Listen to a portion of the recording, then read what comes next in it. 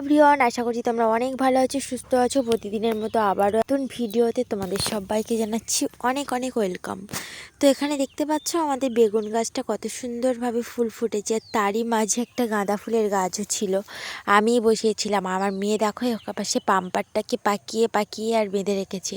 ও নাকি পাম্পার নিয়ে খেলতে নাকি ভীষণ ভালোবাসে, নিজে নিজে আবার বলে যে আমি পাম্পার নিয়ে খেলতে ভালোবাসি, আমি এইটা খেতে ভালোবাসি, আমি এটা করতে ভালোবাসি। তো যাই হোক, চলো তোমরা দেখতে থাকো আর অবশ্যই করে ভিডিওটার পাশে থেকো। মানে আমার মেয়েটার পাশে থাকলে আর কিছুই চাই না, তো একটা লাইক চাই মেয়েটার জন্য। আর ও দেখো কি করছে, পাম্পারটা নিয়ে ওই পাশেই চলে যাচ্ছিলো। আমি এতবার করে বলছিলাম তবু শুনছিলই না। বেগুন গাছে কিন্তু বেগুন হয়েছে, ছোট্ট ছোট্ট কচি কচি বেগুন। আর এই বেগুনগুলো বড় হবে, তারপর আমি পুড়িয়ে পুড়িয়ে খাবো এটাকে।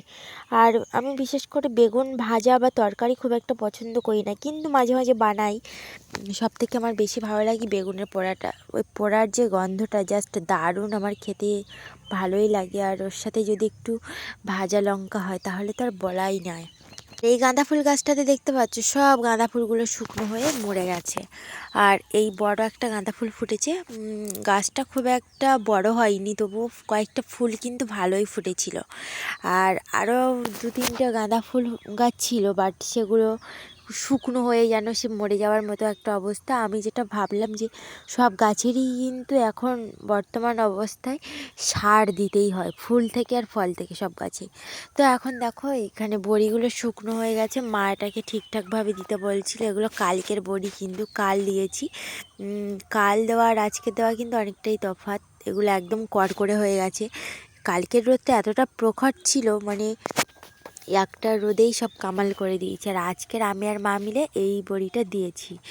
এই হচ্ছে এর উপরে এই বড়িটা। আর এই বড়িটা কিন্তু এখনও পর্যন্ত নরম, কারণ কালকের মতো আজকেও কিন্তু এতটাও প্রখর রোদ নেই, আর রোদে এতটাও গরম নেই।